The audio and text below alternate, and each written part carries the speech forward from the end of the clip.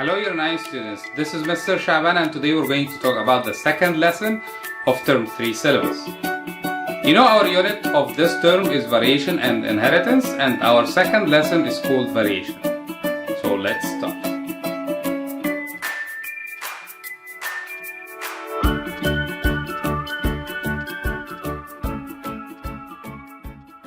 In today's lesson, we're going to have two lesson objectives. The first one is to compare the variation in the same species. The second one is to represent the result with a frequency diagram. We have two keywords. The first one is called variation. The second one is called frequency diagram. Before we start our lesson, I want to have a quick recap based on year 7.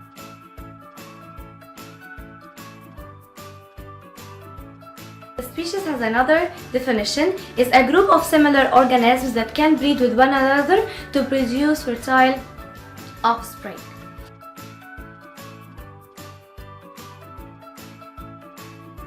And we talked about a hybrid animal, which is an organism that produced when two organisms belonging to different species breed together.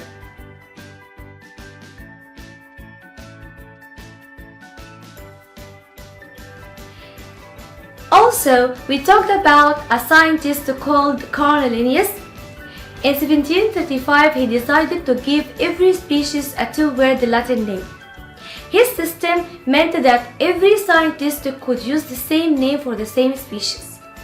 For example, our species is called Homo sapiens. Before we complete, I want to ask you a question. What is the meaning of the word characteristic? Characteristic is a feature of an organism. Some of them we can see and some we cannot see. So the things that we can see, like the hair color, the eye color, skin color, weight and height, and the things that we cannot see, like the blood group. So these are the characteristics that we are going to use to differentiate between organisms belonging to the same species. If we're talking about the differences between the organisms belonging to the same species, we are talking about an important term which is called variation.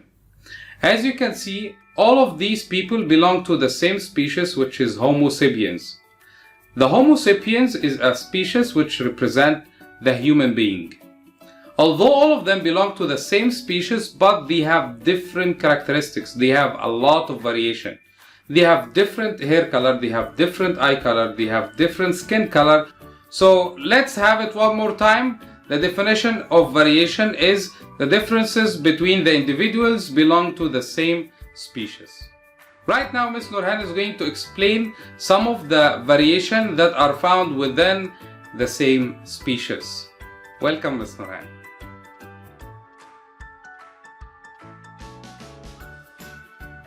For example, these two sharks are from the same species, Carcranius melanipetris. They have different tips. One of them is called the white tip reef shark and the other one is called black tip reef shark. Also here we have another example for plants. These two trees are from the same species, Cornus florida. One of them produces pink flower color and the other one produces white flower color. These dogs also are domestic dogs. All belong to the same species, but the members of the species are not exactly the same. Right now it's question time. We have a couple of questions just to double check the information that we have discussed earlier. The first question, make a list of 5 kinds of variation that you can see between dogs in the photograph above.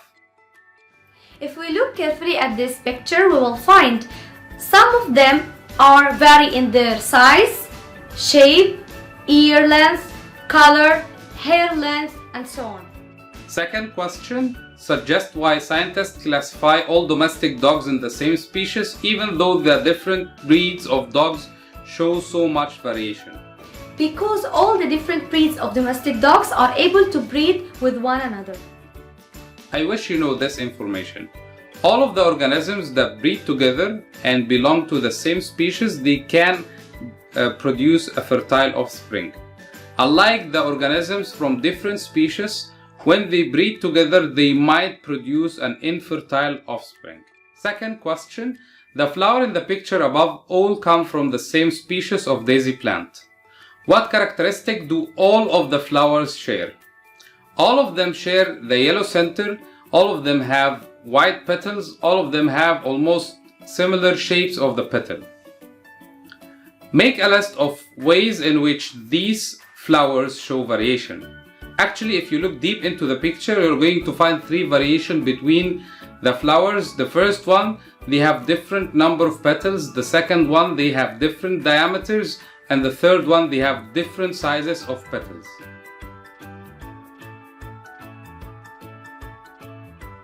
Right now it's activity time. Ms. Nurhan is going to explain the activity for us. You're going to have a couple of minutes in order to finish this activity. So focus with her and let's do the activity. All humans belong to the same species, but none of us is identical with any other human. Even identical twins have some small differences. In this activity, you have to choose 4 or 5 features that vary among the members of your family. Then you are going to construct a results table like this one. After you finish your results, collect your results and put it in this table. I will give you an example. For me here, I have chosen this family which has 3 members, father, mother and a child. This family shows variation in their hair color, eye color, show size and their heights. As you can see here, for the father has orange hair, the mother has brown hair and the child has orange hair. Also they are varying their eye color. For example, the father here has blue color and for the mother has brown color, the child has brown color. Also they are varying in their show sizes and their heights. Now you know how to do the activity, so I will give you 1 minute to discover the variation in your family. Don't forget to put your results in a table.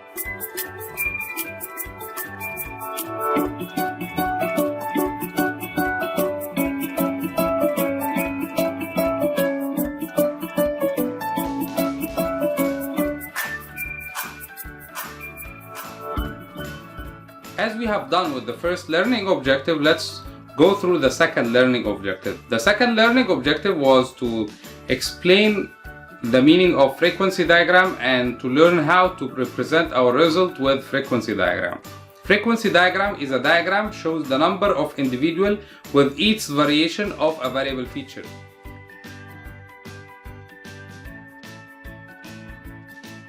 A species of a plant called the kidney beech has flowers that show variation in color.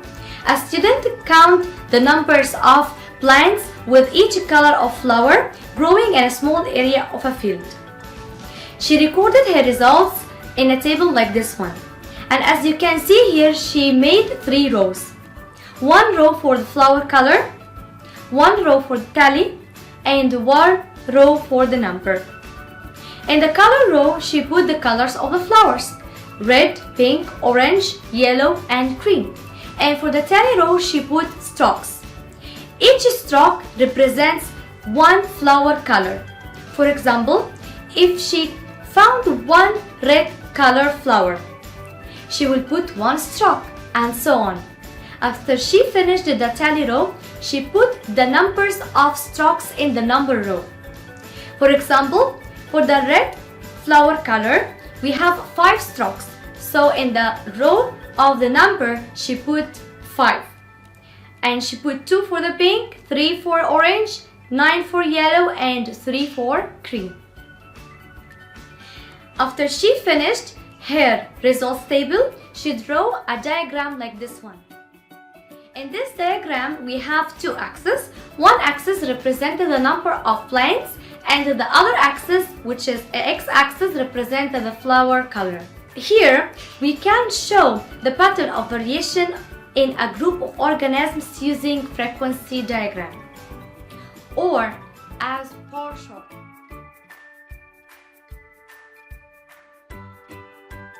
We have different kind of questions that might come on this part, most of them discussing some mathematical skills. So we can have questions based on the mean, the average, or the strokes tally table. So let's have one of these examples. The first question, how many plants did the students find? We have counted the 5 for red, pink, and orange, yellow, cream. We're going to add all of them together, so we're adding 5 plus 2 plus 3 plus 9 plus 3 to get 22 plants. And then the second question, which was the most common flower color? We have yellow with 9 plants. That's the highest number of plants found in this experiment. Fifth question, the student recorded her result in a result table and then in a frequency diagram. Which of these do you think shows the result more clearly? Is it the frequency diagram or the table? The frequency diagram shows the result more clearly, and it's easy to go through the result with a frequency diagram based on the heights than to look through the table.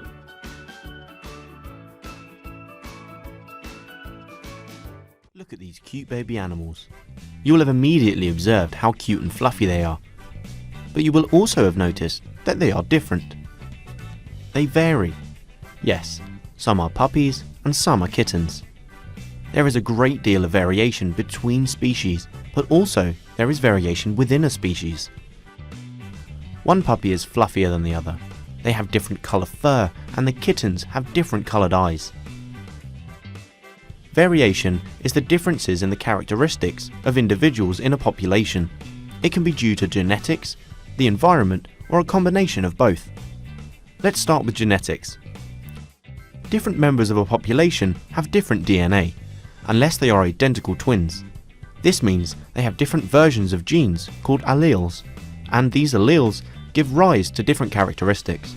For example, on the eye colour gene, this kitten has an allele for blue eye colour, whereas this kitten has an allele for brown eye colour. If the species reproduce by sexual reproduction, the random mixing of alleles from both parents result in extensive genetic variation within a population of a species. This means that some individuals are better adapted to their environment than others, allowing natural selection to take place. For example, in a population of rats, some will either have better eyesight than others. These will be able to avoid being eaten by predators, so are more likely to survive to reproduce and pass on this advantage to their offspring. If you want to learn more about natural selection, watch this video. Some examples of variation in humans that are controlled by genes include eye colour and blood group. If you have a blood group A, it's because you have the alleles for this characteristic. This is genetic variation, and it is something that you are born with, and nothing can change it. Some variation is due to the environment or lifestyle of the organisms. Examples in humans are hair length. It depends on how short you decide to cut it. Your accent, as this is linked to where you live, and if you have any piercings, tattoos, or scars. These are characteristics that you acquire throughout your life. Many characteristics are due to a combination of both genetics and the environment. For example, the height a person can grow to is determined by genetics. Tall parents tend to produce tall children. However, a person will not grow to their potential height unless they eat a healthy, balanced diet. Also, there is some debate on how much intelligence is due to genetics or the quality of education a person receives. Is intelligence more due to nature or nurture? To answer these questions, scientists can do experiments using identical twins. If the characteristic in both twins is the same, then it is most likely due to genetics. If it is different, then the environment has played an important role. For example, identical twins will have the same eye colour, as this is only due to genetics, but they will have different personalities, talents, likes and dislikes, and this shows that these are also influenced by the environment. So, in this video, we learnt about variation and how it can be controlled by genetics, the environment, or sometimes both. In today's lesson, we have spoken about the species, we have spoken about the characteristic feature, we have spoken about the variation within a species. Also, we have discussed the frequency diagram, and at the end we have discussed the different reasons behind the variation, which is inheritance and environment. I hope you have enjoyed today's lesson, and see you next time.